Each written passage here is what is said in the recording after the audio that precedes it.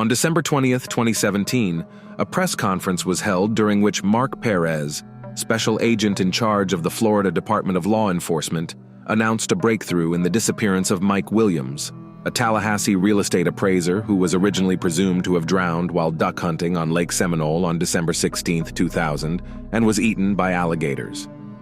"Being here now, I can tell you what happened to Mike Williams," Perez said. Mike Williams did not drown in the lake. He wasn't eaten by alligators. He didn't leave town and leave his wife and 18-month-old daughter behind. He was murdered. In the interest of the investigation, we cannot yet release details, but I am happy to report that this morning investigators notified the Williams family of recent discoveries in the case. Today's story is not only about love, betrayal, infidelity, and greed, but also about a mother's resilience.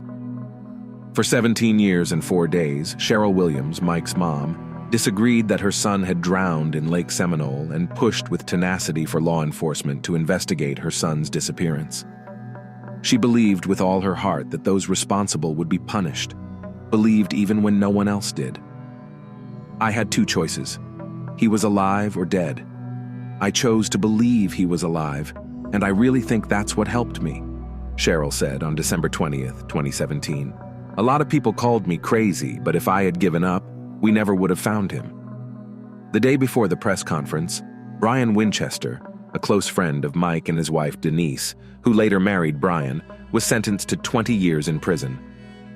Mike's mother was right. Retribution came to those responsible, and ironically, they were the cause of the truth coming out. In 2000, Brian and Denise's affair, which began in 1997, turned into a murder. And years later, they went from lovers to strangers who didn't trust each other. Brian was very afraid that after the divorce, Denise would inform the police about what had happened to Mike, so he attacked her. Denise, on the other hand, went to great lengths to get him a life sentence. She was very persuasive in asking the jury for the maximum sentence, and it was these efforts that led to Brian having nothing to lose, and he made a deal with the prosecutor. Brian was sentenced to 20 years in 2017 for the kidnapping of Denise Williams, but he avoided a life sentence. Denise was celebrating the victory and was unaware that the conviction was part of a deal in which Brian Winchester, 49, admitted to planning the murder and a 17-year cover-up of the murder and received immunity from any prosecution for his role in the case. In exchange, he led investigators to Mike's body and gave a full and truthful confession. It would only be a few months later, and on May 8, 2018, Denise Williams would be arrested. At first glance, things are a little confusing, aren't they? Let's break down this case in detail. Jerry Michael Williams was born on October 16, 1969, in Bradfordville, north of Tallahassee, the son of a bus driver and a kindergarten teacher. Family and friends called him Mike.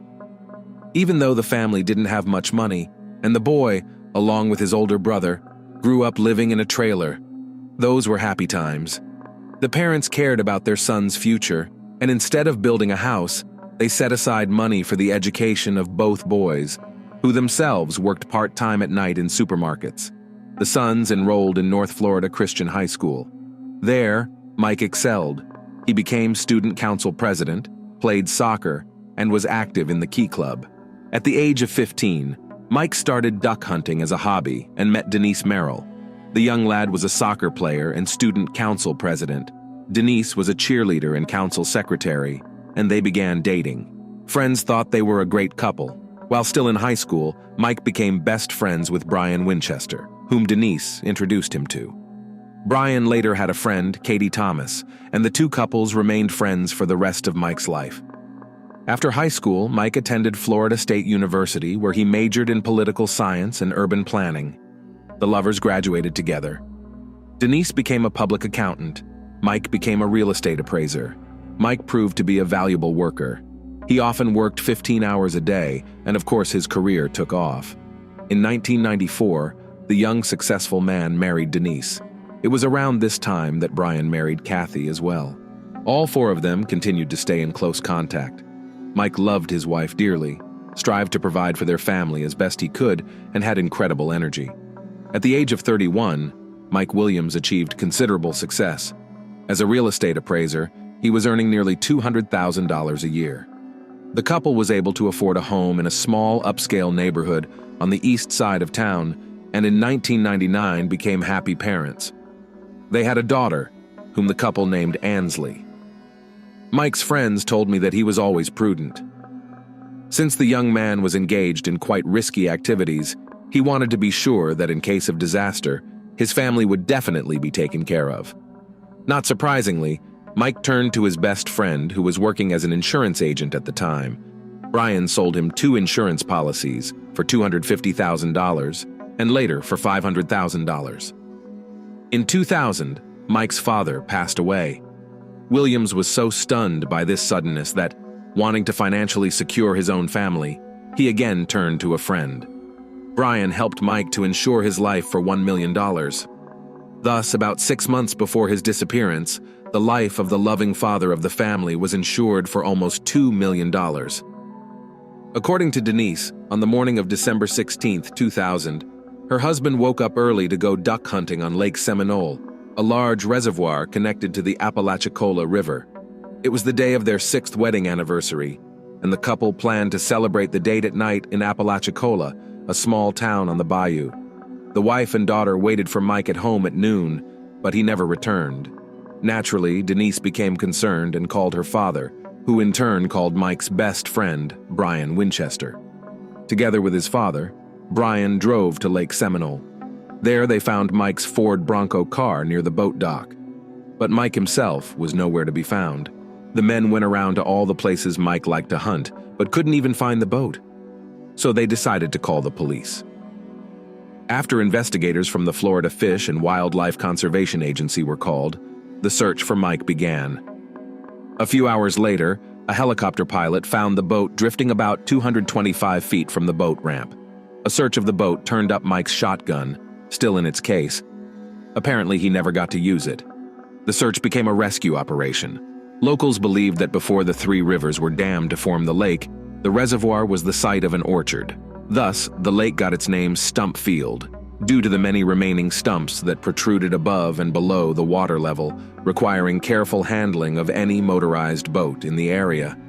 Because of this, searchers speculated that Williams hit a stump on his boat, fell out, and submerged himself in the water. His wading boots filled with water, and he probably drowned when he couldn't get out. Several other agencies were called in to help, including a dive team from Montgomery, Alabama, and the Jackson County Sheriff's Office.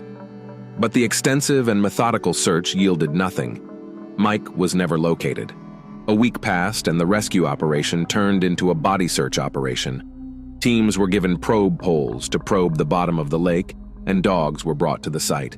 10 days into the search, volunteers found a camouflage-patterned hunting hat that could not be linked to Williams.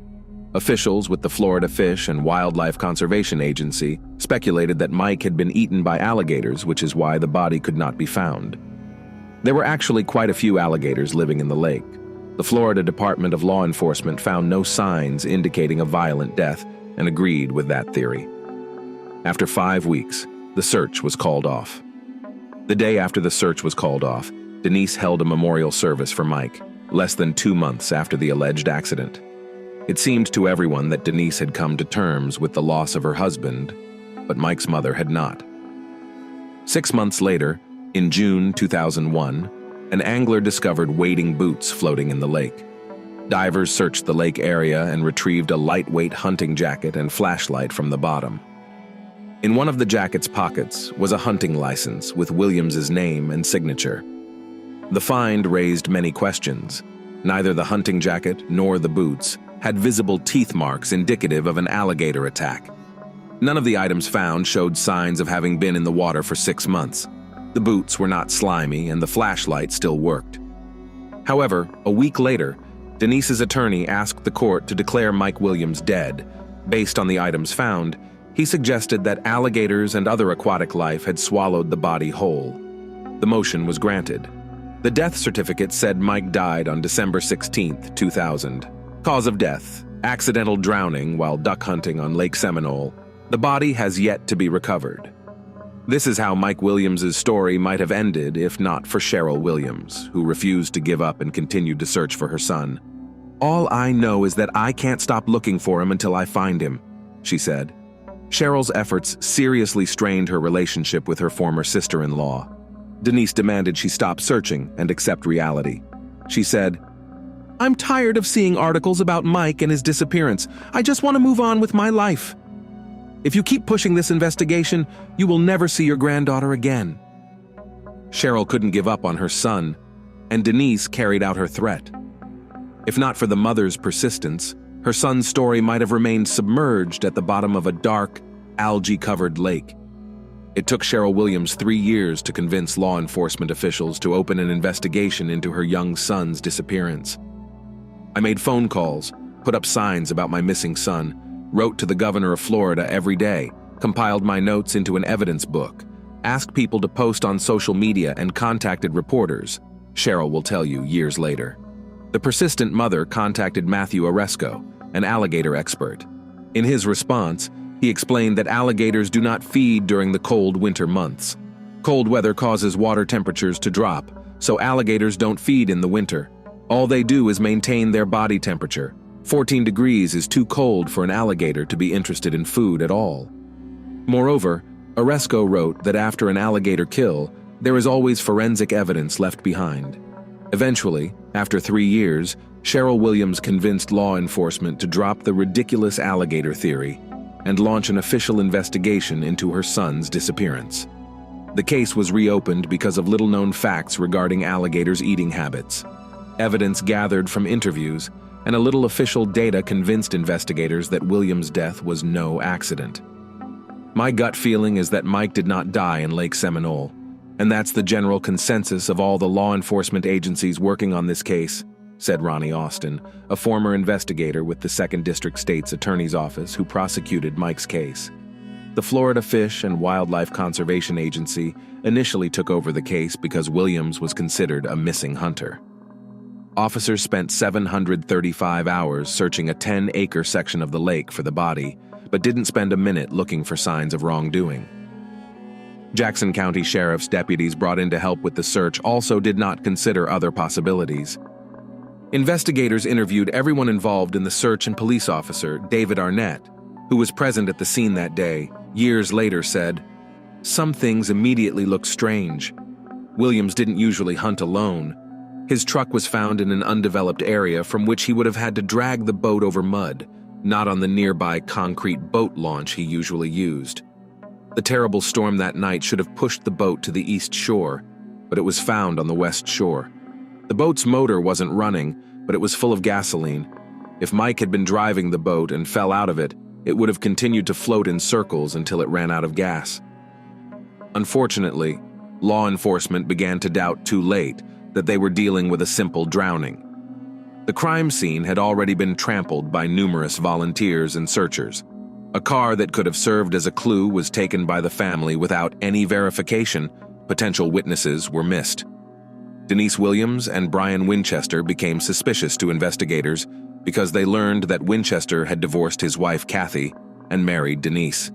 They also learned of Denise's unexpected financial gain of nearly $2 million from her late husband's life insurance policy.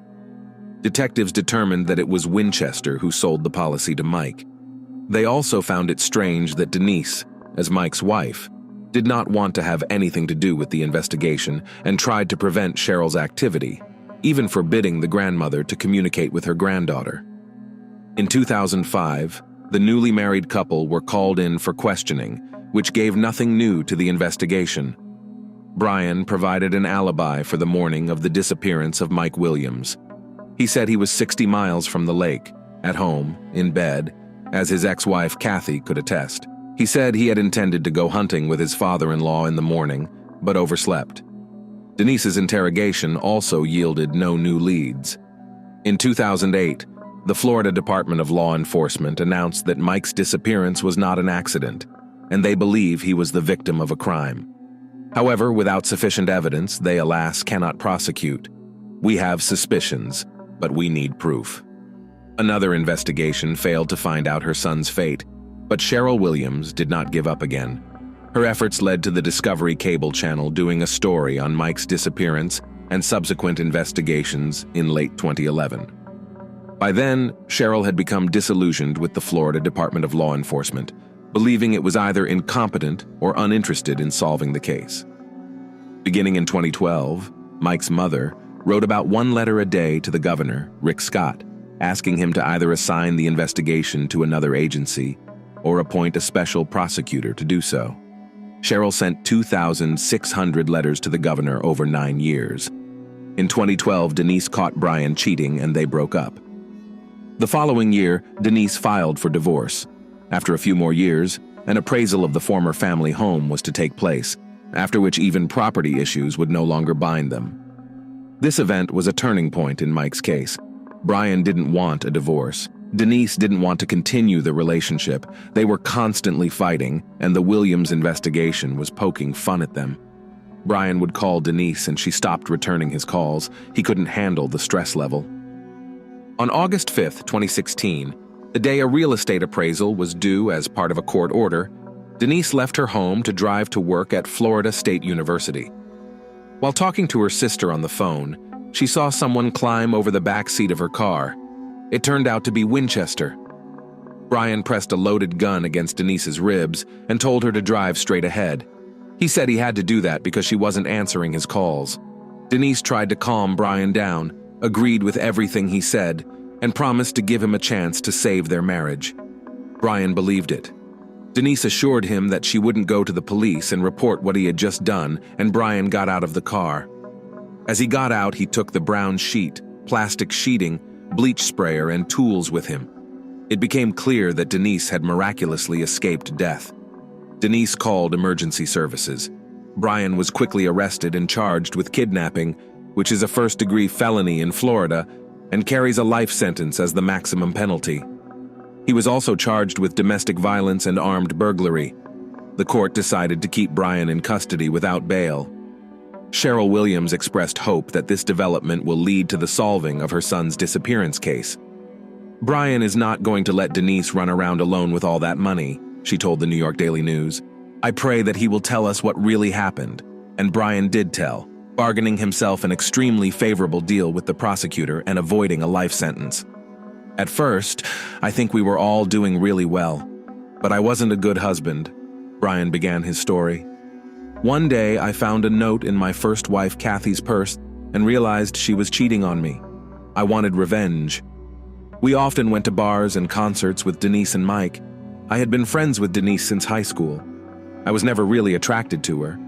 But after Kathy cheated on me, I started looking at other women differently. The affair between Brian and Denise began in October 1997. One-time drunken sex at a rock concert quickly escalated to frequent secret meetings.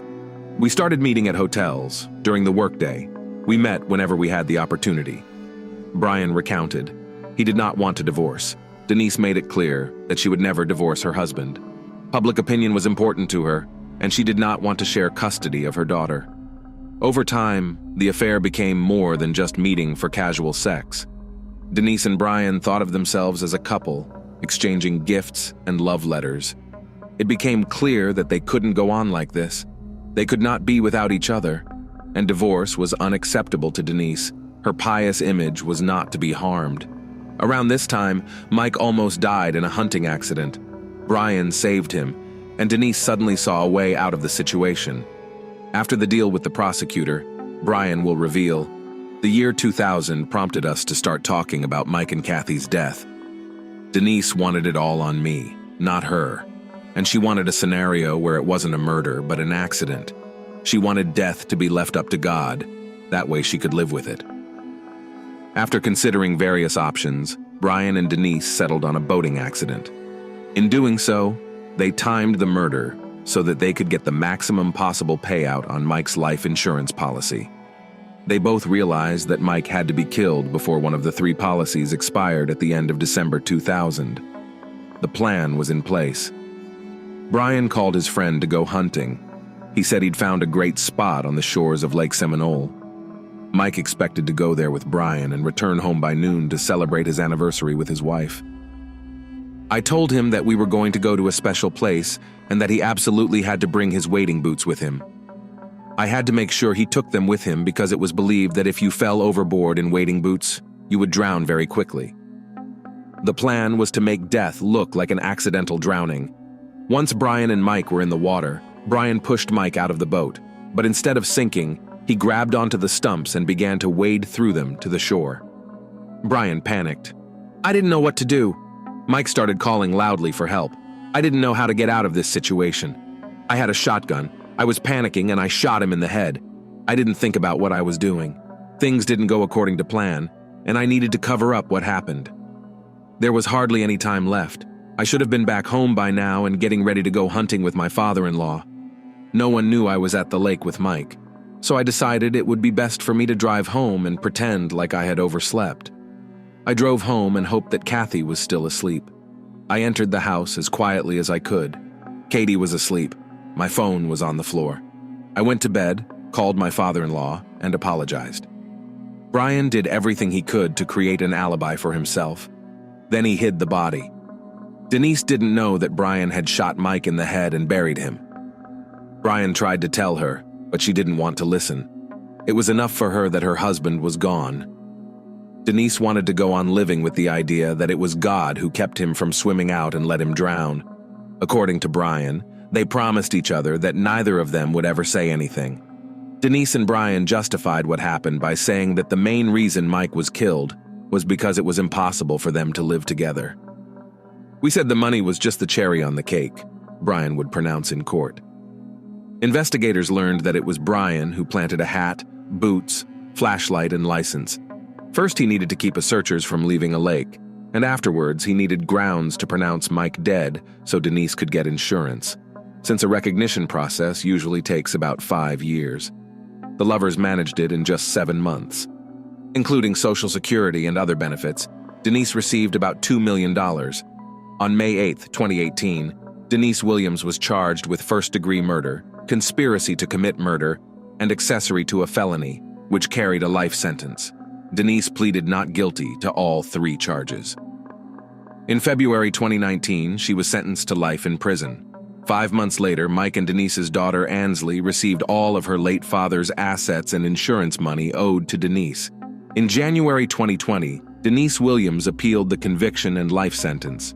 Her attorney argued before Florida's First District Court of Appeal that there was no evidence that she was involved in committing the murder. In November 2020, the murder conviction was overturned, but the 30-year sentence for conspiracy to commit murder was upheld. Denise is now in custody at the Florida Women's Reception Center. She will be 78 years old when she is released. Brian Winchester was transferred to Madison Correctional Institute in Florida to serve the remainder of his sentence. His current release date is set for July 30th, 2036. He will be 67 years old. Ansley, daughter of Mike and Denise, insists her mother is innocent and places the blame on Brian Winchester. She refused to speak to any media regarding the outcome of the case and her personal life. According to Cheryl and Nick, Ansley's uncle, they have not been able to connect with Ansley. Cheryl is very sorry that she has lost not only her son, but also her granddaughter.